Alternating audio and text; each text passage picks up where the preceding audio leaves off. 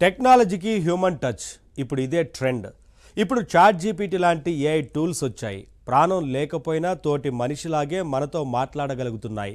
చెప్పాలంటే ఇవి digital robots లాంటివి, అంటే వర్చువల్ మనుషులు లాంటివి.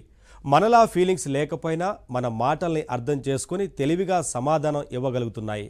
ఈ విధంగా చూస్తే ఏఐ చాట్ బాట్స్ ద్వారా టెక్నాలజీకి హ్యూమన్ టచ్ని సైంటిస్టులు అందించారని చెప్పవచ్చు. ఇప్పుడు ఏఐ టూల్స్కి హ్యూమన్ టచ్ సరే, రోబోట్స్కి అయితే డైరెక్ట్గా టచ్ ఫీల్ని అందించే ప్రయత్నం జరుగుతోంది.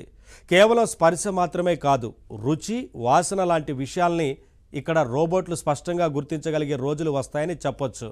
మనిషికి ఉన్న ఇంద్రియాలు రోబోట్లకి లేవు, కానీ ఇంద్రియ విషయాల్ని అవి సెన్స్ చేయగలిగే రోబోట్ టెక్నాలజీ ఎదుగుతోంది. సెన్సింగ్ టెక్నాలజీ క్రమంగా ఊపందుకుంటోంది. ముందుగా కొన్ని టచ్ రోబోట్స్ని పరిచయం చేసుకుందాం.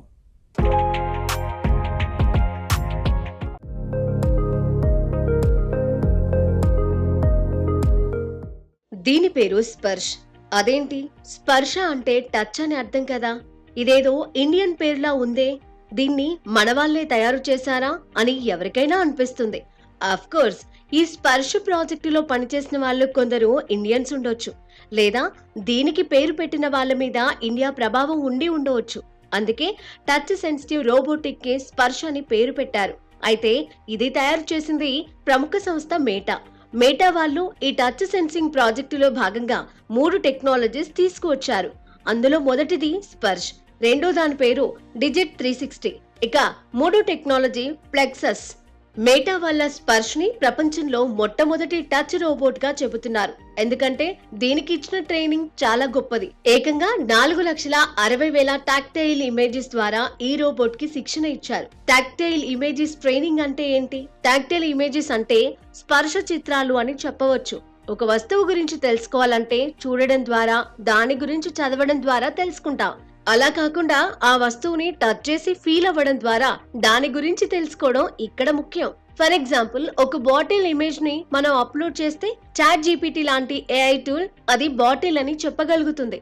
కానీ ఇక్కడ స్పర్శ్ అలా కాదు. ఇది వస్తువుని టచ్ చేయడం ద్వారా ఆ వస్తువు ఏంటి అన్నది ఊహించడానికి ప్రయత్నిస్తుంది.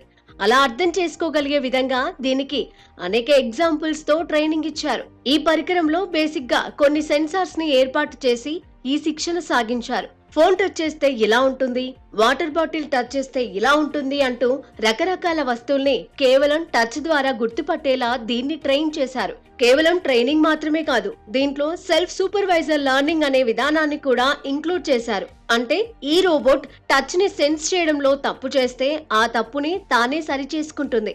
అలా సెల్ఫ్ ట్రైనింగ్ తో ముందుకు సాగేలా దీన్ని డిజైన్ చేశారు. స్పర్శ అనేది నిజానికి విజన్ ఆధారంగా పనిచేసే టచ్ సెన్సింగ్ పరికరం. దీంట్లోని ఎన్కోడర్ అనేక టచ్ సెన్సార్ల నుండి పొందిన సమాచారాన్ని చక్కగా బ్లెండ్ చేసి ప్రాసెస్ చేయగలుగుతుంది. స్పర్శతో పాటు మేటా వాళ్ళు డిజిట్ 360 అనే మరో టెక్నాలజీని కూడా దీంతో పాటు డెవలప్ చేశారు.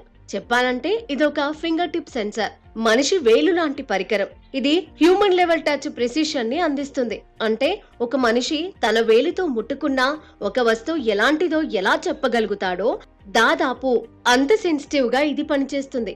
ఒక వస్తువు ఆకృతిలో ఉండే చిన్న చిన్న లోటుపాటులు, ఆ వస్తువు టెక్స్చర్, దాని మీద పడే ప్రెజర్ ఎఫెక్ట్, ఇలాంటి వాటన్నింటినీ ఈ ఫింగర్ టిప్ సెన్సార్ గుర్తుపడుతుంది. ఫర్ ఎగ్జాంపుల్, కొన్ని వస్తువులు గరుగ్గా ఉంటాయి, కొన్ని స్మూత్ గా ఉంటాయి. అలాగే వస్తువు తయారైన మెటీరియల్ స్వభావం కూడా వస్తువుని బట్టి మారుతూ ఉంటుంది. ఈ టచ్ సెన్సార్ వాటన్నింటినీ కూడా తెలుసుకోగలదు. దేన్నైనా రియల్ టైమ్ లో గుర్తుపట్టేలా రోబోట్ కి హెల్ప్ చేసే ఈ టెక్నాలజీయే డిజిట్ 360. ఫర్ ఎగ్జాంపుల్, ప్రెషర్ విషయమే తీసుకోండి. ఒక వస్తువుని పట్టుకున్నప్పుడు దాని మీద మనం కొంత ప్రెషర్ పెడతాం. దానికి ఆ వస్తువు ఎలా ప్రతిస్పందిస్తుంది అన్న దాన్ని బట్టి వస్తువుని తెలుసుకోవడం అన్నమాట. ఒక విధంగా చెప్పాలంటే కళ్ళు మూసుకొని వస్తువుల్ని టచ్ చేసి గుర్తుపట్టే ఆట లాంటిది ఇది. ఉదాహరణకి, ఒక వాటర్ బాటిల్ పట్టుకోవడానికి, ఒక ఫోన్ ని పట్టుకోవడానికి చాలా తేడా ఉంటుంది. పట్టుకున్నప్పుడు ఫోన్ వంగదు, కానీ వాటర్ బాటిల్ మన చేతి ఒత్తిడికి కొద్దిగా బెండ్ అవుతుంది. వస్తువు ఎంత ప్రెషర్ కి ఎంత వంగుతోంది అనే దాన్ని బట్టి వస్తువు ఏంటన్నది ఈ సెన్సార్ కనిపెట్టడం జరుగుతుంది. ఇక మేటా వాళ్ళ ఈ ప్రాజెక్టులో 3వ భాగం, ముఖ్యమైన భాగం ప్లెక్సస్. ఇది ఒక ఇంటిగ్రేటెడ్ టచ్ ప్లాట్ఫామ్.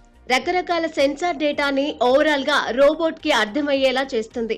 మనిషి ఒక చేత్తో ఒక వస్తువు, మరో చేత్తో మరో వస్తువు పట్టుకుని రెండింటిని కూడా తెలుసుకోగలుగుతాడు. అలాగే మొత్తం ఉన్న అన్ని సెన్సార్స్ నుంచి డేటాను తీసుకొచ్చి మిక్స్ చేసి ఆ రిజల్ట్ ద్వారా ఒక సహజమైన టచ్ ఫీల్ తీసుకొస్తుంది ఈ ప్లెక్సస్. మొత్తం మీద ఈ విధంగా స్పర్శ్, డిజిట్ 360, డిజిట్ ప్లెక్సస్ అనే 3 టెక్నాలజీస్ ని మిక్స్ చేసి రోబోట్లకి టచ్ సెన్స్ ని అందిస్తోంది మేటా. పూర్తిగా మనిషి టచ్ సెన్స్ ని పోలిన సామర్థ్యాన్ని రోబోట్లకి కలిగిస్తోంది. సరే, రోబోట్లు టచ్ సెన్స్ ని కలిగి ఉండటం వల్ల ఏంటి లాభం? రోబోట్ కూడా మనిషిలాగే వస్తువుల్ని తాకి తెలుసుకోగలిగితే ఏంటి లాభం? అప్పుడవి మనిషిని మరింతగా అర్థం చేసుకోగలవు. తమ చుట్టూ ఉన్న ప్రపంచాన్ని మనం ఎలా ఫీల్ అవుతున్నామో తెలుసుకుంటాయి. తద్వారా ఎంతో సహజంగా మనకి ఉపయోగపడే అవకాశం ఉంటుంది. ఎలా అంటే ఈ కాలంలో వర్క్ ప్లేస్ లో కోబోట్స్ పేరుతో కొన్ని రోబోట్లని వాడుతున్నారు. ఇవి మనిషితో కలిసి పనిచేసే రోబోట్స్. కొలాబరేటివ్ గా పనిచేస్తాయి కాబట్టే వీటిని కోబోట్స్ అని అంటున్నారు.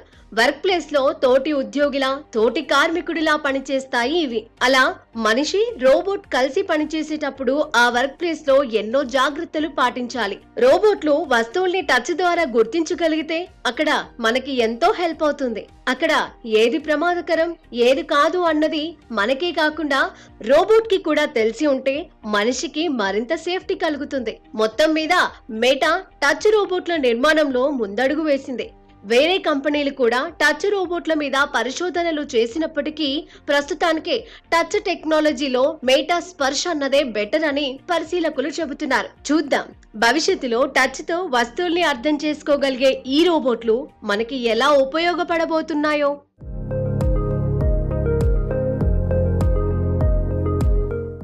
రంగు, రూపం అనేవి చూస్తే తెలుస్తాయి. కానీ వస్తువులకు ఉండేది రంగు, రూపం మాత్రమే కాదు.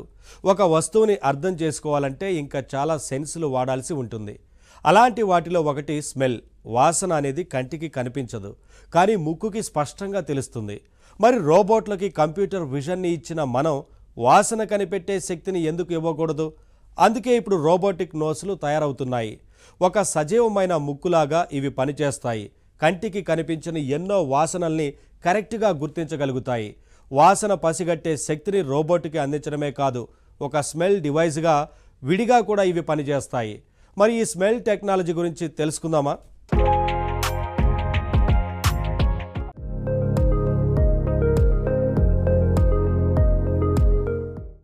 మనిషి గుర్తించలేని వాసనలను సైతం కుక్క గుర్తిస్తుంది. మరి దానికి ట్రైనింగ్ కూడా ఇస్తే అప్పుడు వాసనల్ని మరింత బాగా కనిపెట్టగలుగుతుంది. ఒక్కసారి ఒక వస్తువు వాసన చూపిస్తే వెతుక్కుంటూ పోయి అదే వాసన ఎక్కడున్నా చెప్పేస్తుంది. ఈ టెక్నిక్తో నేరస్తుని సైతం పసిగట్టగలుగుతుంది. మరి ఈ వాసన ట్రైనింగ్ మనం కుక్కకే ఎందుకు ఇస్తాం? ఎందుకంటే వాసనల్ని పసిగట్టే సామర్థ్యం దానికి సహజంగానే ఉంది కాబట్టి. సహజంగా కుక్కకి ప్రకృతి ఇచ్చిన ఈ సామర్థ్యాన్ని మనం మన అవసరాల కోసం వాడుకుంటున్నాం అంతే. అయితే ఇలాంటి పనులకి భవిష్యత్తులో కుక్కలతో పని ఉండకపోవచ్చు. ఎందుకంటే ప్రకృతిలోని ఈ స్మెల్ సెన్సింగ్ అనే దాన్ని ఇప్పుడు రోబోట్లకే నేర్పుతున్నారు సైంటిస్టులు. అవును, వాసనని పసిగట్టే కొన్ని డిజిటల్ డివైజెస్ ఇప్పుడు తయారవుతున్నాయి. ఇవే ఫ్యూచర్లో కొన్ని రోబోట్లకి వాసన గుర్తించగలిగే సామర్థ్యం ఇస్తాయి. చూడండి, ఇది కేవలం ముక్కు బొమ్మ కాదు, నిజానికి బయోలాజికల్ ముక్కు. తయారైంది కృత్రిమ వస్తువులతోనే, కానీ ఒక సజీవమైన ముక్కులా పనిచేస్తుంది. ఏదైనా వాసన కలిగిన ఒక పదార్థాన్ని ఈ బయోలాజికల్ ముక్కు దగ్గర పెట్టామనుకోండి, ఆ వాసన ఏంటన్నది ఇది కనిపెట్టేస్తుంది. కనిపెట్టడమే కాదు, ఆ వాసన ఏ పదార్థాల నుంచి వచ్చింది, అందులో ఏమేమి మిక్స్ అయి ఉన్నాయి, ఇలాంటి వివరాలన్నింటినీ అది తెలుసుకునే ప్రయత్నం చేస్తుంది. కంప్యూటర్ సిపియుకి ఒక మానిటర్ అటాచ్ అయి ఉన్నట్లుగా ఈ బయోలాజికల్ నోస్కి ఒక స్క్రీన్ అటాచ్ అయి ఉంటుంది. వాసన గురించి ఈ డివైస్ తాను తెలుసుకున్న విషయాలు, వివరాలు అన్నింటినీ ఆ స్క్రీన్ మీద డిస్ప్లే చేస్తుంది. ఆసక్తికరంగా ఉంది కదూ? నిజం. అరోమా అనాలిసిస్ అన్నది ఇప్పుడు రోబోటిక్స్లో నడుస్తున్న తాజా ట్రెండ్. అంటే వాసనల్ని గుర్తించడం అన్నమాట. సెన్సర్లతో స్మెల్ని గుర్తించగలిగే రోబోట్లు కూడా ఇప్పటికే తయారవుతున్నాయి. అయితే వాసన గుర్తించడానికి వాడే అన్ని రకాల సెన్సర్లు ఒకే విధంగా ఉండవు. ఈ స్మెల్ టెక్నాలజీలో అనేక టెక్నిక్స్ వాడుతున్నారు.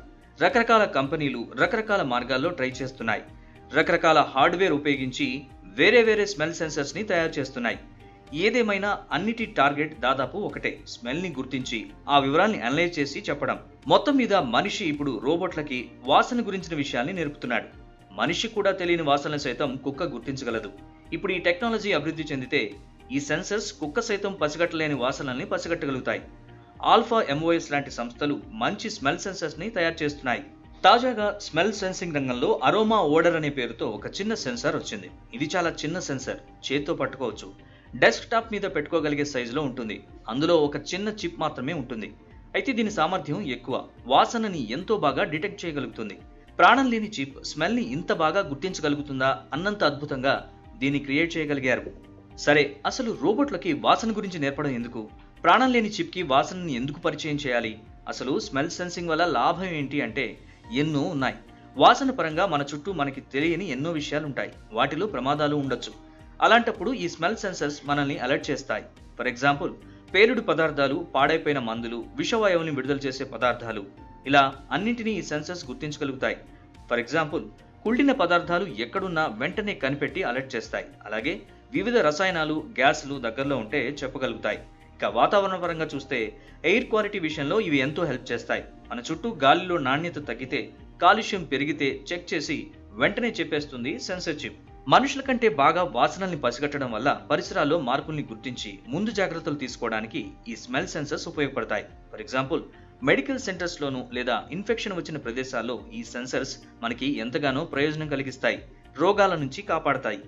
ఇక ఆహారం విషయం తీసుకుందాం. ఒక హోటల్కి వెళ్ళాం అనుకోండి, అక్కడ ఆహారం తాజాగా ఉందో లేదో మనకి తెలియదు. వేడిగా ఉంటే చాలు ఫ్రెష్ అనుకుంటాం. రెస్టారెంట్ వాడు నిన్నటి ఫుడ్ పెట్టినా కూడా మనం కనిపెట్టలేకపోవచ్చు. కానీ మనతో పాటు ఈ చిన్న సెన్సర్ని జేబులో వేసి తీసుకుపోయాం అనుకోండి, ఆ ఫుడ్ వాసనని బట్టి అది ఎంత తాజాగా ఉందనేది కనిపెట్టి ఈ సెన్సర్ చెప్పగలదు.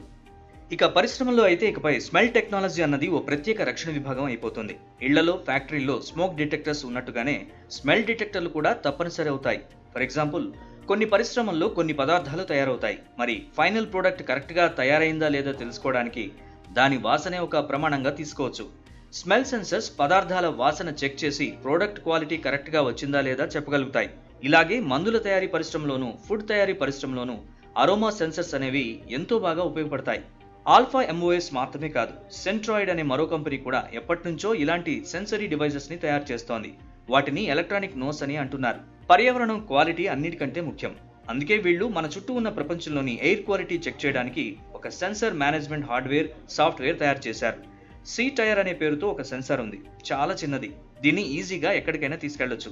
ఫ్యాక్టరీలో కానీ, పార్కులో కానీ, ఇంట్లో కానీ, మరి ఎక్కడైనా కానీ పెట్టొచ్చు. ఓ చార్జర్ గోడకి తగిలించినట్టుగా దీన్ని ఎక్కడైనా చెట్టుకు కానీ, స్తంభానికి కానీ అటాచ్ చేయొచ్చు.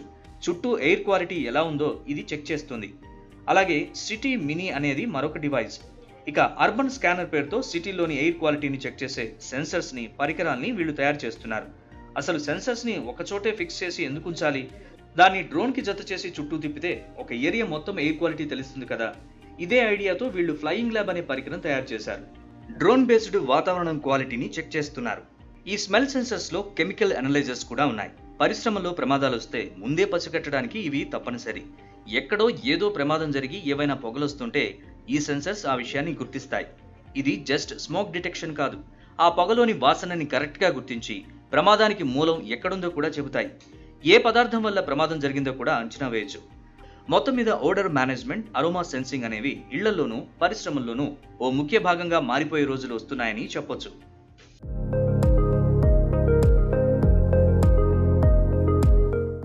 టెక్ టుడేలో మరో షార్ట్ బ్రేక్. పుర్రెకో బుద్ధి, జిహ్వాకో రుచి అని సామెత. ఒకరికి వంకాయ కూర నచ్చితే మరొకరికి బెండకాయ ఫ్రై నచ్చుతుంది. ఒకరికి పానీపూరి నచ్చితే మరొకరికి పాప్కార్న్ నచ్చుతుంది. మనుషులు ఒక్కొక్కరిది ఒక్కో టేస్ట్. రుచి అయినా, అభిరుచి అయినా మనిషి మనిషికి మారిపోతూ ఉంటుంది. రోబోట్లకి ఫీలింగ్స్ ఉండవు, కాబట్టి అభిరుచులు ఉండవు. మరి రుచి విషయం రోబోట్కి రుచిని అర్థం చేసుకునే సామర్థ్యం ఉంటుందా? రోబోటిక్ నోస్ లాగా రోబోటిక్ టంగ్ కూడా ఉంటుందా? ఎస్, ఉంది. దాని పేరే ఎలక్ట్రానిక్ టంగ్. ఇదో టేస్ట్ సెన్సింగ్ డివైస్. దీన్ని అమరిస్తే రోబోట్కి కూడా రుచి తెలుస్తుంది. అఫ్కోర్స్ రోబోట్ ఒక రుచికరమైన పదార్థాన్ని తిని ఎంజాయ్ చేయలేకపోవచ్చు. కానీ ఒక వస్తువు రుచిని గురించి చెప్పగలిగే ఈ సెన్సార్ ఉంటే తినకుండానే వస్తువు రుచి గురించి చెప్పేయగలుగుతుంది. మరి ఇంట్రెస్టింగ్గా ఉన్న ఈ ఎలక్ట్రానిక్ టంగ్ సంగతి ఏంటో చూద్దామా?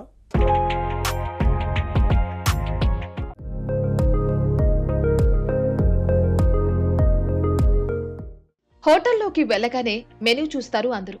మెనూలో కంటికి ఏది బాగుందా అని చూసి సెలెక్ట్ చేసుకుంటారు చాలా మంది. నిజానికి పదార్థం రుచిని కంటితో చూసి డిసైడ్ చేయలేం. ఓకే, ఆహార పదార్థం అనేది తినడానికి బాగుండాలంటే ముందు చూడడానికి బాగుండాలి, కానీ ఆహారం విషయంలో కంటి జడ్జిమెంట్ అన్నిసార్లు కరెక్ట్ కాదు. కొన్ని ఆహార పదార్థాలు చూడడానికి ఎంతో ఆకర్షణీయంగా ఉంటాయి, తర్వాత నోట్లో పెట్టుకుంటే అస్సలు బాగోకపోవచ్చు. అయితే ఇప్పుడింకా ఆ సమస్య లేదు. నాలుక మీద పెట్టుకోకుండానే పదార్థం రుచి ఎలా ఉందో చెప్పగలిగే పరికరాలు వచ్చేస్తున్నాయి. వీటినే ఎలక్ట్రానిక్ టంగ్స్ అంటున్నారు. ఎలక్ట్రానిక్ నోస్ ఇప్పటికే వచ్చింది. వాసనతో వస్తువు క్వాలిటీ కనిపెట్టే ఈ డివైస్ ని ఆల్ఫా ఎంఓఎస్ అనే సంస్థ తయారు చేసింది. ఇప్పుడు ఇదే సంస్థ ఒక ఎలక్ట్రానిక్ టంగ్ ని కూడా తయారు చేసింది. ఆహార పదార్థాల నాణ్యత, పానీయాల రుచి, ఇంకా పదార్థంలో ఉన్న ఇతర రసాయనాల లక్షణాలు తెలుసుకోవడానికి ఈ ఎలక్ట్రానిక్ టంగ్ సిస్టమ్స్ ఉపయోగపడతాయి. ఆల్ఫా సంస్థ మాత్రమే కాదు, ఇన్సెంట్ అనే మరో సంస్థ కూడా ఒక ఎలక్ట్రానిక్ టంగ్ ని తయారు చేసింది. ఆల్ఫా ఎంఓఎస్ కంటే ఇది చాలా చరిత్ర ఉన్న సంస్థ. ఎప్పటినుంచో టేస్ట్ టెక్నాలజీ మీద వీళ్ళు వర్క్ చేస్తున్నారు. సరే, అసలు ఒక ఎలక్ట్రానిక్ డివైస్ రుచిని ఎలా కనిపెట్టగలుగుతుంది? మనిషి నాలుక విషయమే తీసుకోండి, దానికి రుచి ఎలా తెలుస్తుంది? నాలుక మీద ఎంతో చిన్న చిన్న సూక్ష్మ కణాలుంటాయి. వీటినే టేస్ట్ బర్డ్స్ అని అంటారు. చెప్పాలంటే ఇవి నాలుక మీద ఇన్స్టాల్ అయిన చిన్న చిన్న ప్రాసెసర్ల లాంటివి. నాలుక మీద చేరిన ఆహారం తాలూకా రుచిని ఇవి విడివిడిగా స్కాన్ చేసి సెన్స్ చేస్తాయి. ఫైనల్ గా అన్నీ కలిసి ఒక న్యూరల్ నెట్వర్క్ మాదిరిగా పనిచేసి ఓవరాల్ గా రుచి ఇది అంటూ ఒక అభిప్రాయాన్ని ఇస్తాయి. మనిషి నాలుక మీద టేస్ట్ బర్డ్స్ ని అనుకరిస్తూ ఇన్సెంట్ కంపెనీ వాళ్ళు ఈ ఎలక్ట్రానిక్ టంగ్ తయారు చేశారు. నిజానికి దీని ఫస్ట్ వర్షన్ ని 1993లోనే వీళ్ళు రిలీజ్ చేశారు. గత 30 ఏళ్లలో ఈ టేస్ట్ టెక్నాలజీ ఎంతగానో అభివృద్ధి చెందింది. రుచిని అక్యురేట్ గా కనిపెట్టగలిగే సామర్థ్యం ఇప్పుడు ఈ ఎలక్ట్రానిక్ టంగ్ కి వచ్చింది. ఈ ఎలక్ట్రానిక్ టంగ్ గొప్పతనం ఏంటంటే మనిషిలాగా ఒక పదార్థం రుచి మీద అనేక అభిప్రాయాలు కలిగి ఉండడం. మనిషి విషయమే తీసుకోండి, రుచి విషయంలో మనిషికి చాలా పట్టింపులుంటాయి. ఇనిషియల్ టేస్ట్, ఆఫ్టర్ టేస్ట్ అనే 2 స్వభావాలు మనిషిలో ఉంటాయి. ఉదాహరణకి మనం ఒక పదార్థాన్ని కొత్తగా రుచి చూసినప్పుడు బాగా నచ్చవచ్చు, కానీ ఆ పదార్థాన్ని పదే పదే తినగా అదే పదార్థం రుచి మనకి బోర్ కొట్టొచ్చు. అలాగే మొదట్లో బాగోలేదనిపించిన పదార్థం రాను రాను నచ్చవచ్చు. దీనినే తినగ వేము తీయనుండు అంటూ చెప్పారు మన వాళ్ళు. ఈ ఎలక్ట్రానిక్ టంగ్ మనిషి నాలుకలాగే పనిచేస్తుంది. అచ్చం మనిషిలాగే దీనికి ఇనిషియల్ టేస్ట్, ఆఫ్టర్ టేస్ట్ ఉంటాయి. ఒక పదార్థం కొత్తగా రుచి చూసినప్పుడు ఎలా అనిపించింది, పదే పదే రుచి చూశాక అభిప్రాయం ఎలా మారుతోంది అనేది ఈ నాలుక చెప్పగలుగుతుంది. ఎంతో ఆసక్తికరమైన ఈ ఎలక్ట్రానిక్ టంగ్ గురించి ఇంకా వివరాలు తెలుసుకోవాలంటే insentgp.com అనే వీళ్ళ వెబ్సైట్ లో మనం తెలుసుకోవచ్చు. టేస్ట్ సెన్సార్స్ అనేవి మనిషి నాలుకతో సమానంగా పనిచేయాలి, లేదంటే అంతకంటే బెటర్ గా ఉండాలి. అలాంటి సెన్సార్ తయారు చేయాలన్నది ఇన్సెంట్ సంస్థ లక్ష్యమట. అందుకే 30 సంవత్సరాలుగా ఇదే పరిశోధన చేస్తూ వచ్చారు. ఇప్పుడు బెటర్ రిజల్ట్స్ సాధించారు. వీళ్ళ ఎలక్ట్రానిక్ నాలుక ఇప్పుడు ఇంత పాపులర్ గా తయారవడం వెనక ఆర్టిఫిషియల్ ఇంటెలిజెన్స్ కి కూడా క్రెడిట్ ఇవ్వాల్సి ఉంటుంది. ఏఐ టెక్నాలజీ అందుబాటులోకి వచ్చాక ఇదే కాదు, ఎన్నో పరిశోధనలు ఊపందుకున్నాయి. ఇన్వెన్షన్స్ లో వేగం పెరిగింది. అలాగే ఈ ఎలక్ట్రానిక్ టంగ్ బెటర్ అవ్వడంలో ఏఐ టెక్నాలజీ నిజంగా ఎంతో హెల్ప్ చేసింది. ఈ టంగ్ సేకరించిన టేస్ట్ డేటాని వీళ్ళు మిషన్ లెర్నింగ్ మోడల్స్ ద్వారా, డీప్ లెర్నింగ్ మోడల్స్ ద్వారా విశ్లేషించారు. ఫైనల్ గా ఒక మంచి డివైస్ తయారు చేయగలిగారు. అసలు పదార్థాన్ని రుచి చూడడానికి ఎలక్ట్రానిక్ టంగ్ ఎందుకు అంటే దీనివల్ల ఎన్నో ప్రయోజనాలు ఉన్నాయి. పూర్వం రాజులు ఏదైనా తినే ముందు ఆయనకి ప్రమాదం లేకుండా ఆహారాన్ని వేరే వాళ్ళు టేస్ట్ చేసేవారట. ఇప్పుడు ఆ అవకాశం సామాన్యుడికి కూడా వచ్చింది. ఒక హోటల్లోకి వెళ్తే ఒక ఆహార పదార్థం రుచి ఎలా ఉంటుందో నాలుక మీద పెట్టుకోకుండానే ఇది చెప్పగలుగుతుంది. ఇంకా క్రైమ్ డిటెక్షన్ రంగంలో కూడా ఇది ఉపయోగపడుతుంది. అలాగే డ్రగ్స్ లాంటివి చెక్ చేసేటప్పుడు అది ఏ డ్రగ్ అనేది తెలుసుకోవడానికి రుచి చూస్తూ ఉంటారు. ఇప్పుడు అలాంటి ఇబ్బంది ఉండదు. ఆ పని ఈ ఎలక్ట్రానిక్ టంగ్ చేసి పెడుతుంది. ఫుడ్ ఇండస్ట్రీలో కూడా దీని ఉపయోగం చాలా ఎక్కువ. పానీయాలు తయారు చేసే కంపెనీల్లోనూ, ఫార్మాస్యూటికల్ పరిశ్రమల్లోనూ ప్రోడక్ట్ కరెక్ట్ గా వచ్చిందా లేదా ఇది టెస్ట్ చేసి చెప్పగలుగుతుంది. ఒక ఆహారంలో వాడిన ముడి పదార్థాలు ఏంటి, ఆహారంలో కెమికల్స్ ఏమైనా ఉన్నాయా, కొత్తగా ఏమైనా చేరాయా, అందులో ఉన్న ద్రవాల లక్షణాలు ఏంటి? ఇలాంటి ఎన్నో విషయాలు తెలుసుకునే అవకాశం ఎలక్ట్రానిక్ టంగ్ వల్ల కలుగుతోంది. అంతేకాదు పర్యావరణ పరిరక్షణ లాంటి విషయాల్లో ఈ టంగ్ ఉపయోగపడుతుందని అంటున్నారు. టెక్నాలజీలో తరచుగా మల్టీమీడియా అని అంటూ ఉంటాం. మల్టీమీడియా అంటే అనేక రకాల మీడియా అని అర్థం. అయితే నిజానికి మనం అనే ఈ మల్టీమీడియా సంపూర్ణమైనది కాదు. ఇందులో వాడే text, images, videos, animation, audio వీటిలో ఏది ఎంజాయ్ చేయాలన్నా కను, చెవి మాత్రమే మనం వాడుతాం. కానీ ఇప్పుడు మల్టీమీడియా అనే మాటకి మరింత విస్తృతమైన అర్థం వస్తోంది. Touch devices, smell devices, taste devices ఇవన్నీ వాడకంలోకి వస్తే అప్పుడు మనం అసలైన మల్టీమీడియాని చూస్తాం. అందువల్ల టెక్నో రంగంలో ఈ సెన్సింగ్ డివైసెస్ ఓ సరికొత్త ముందడుగు అని చెప్పి తీరాలి.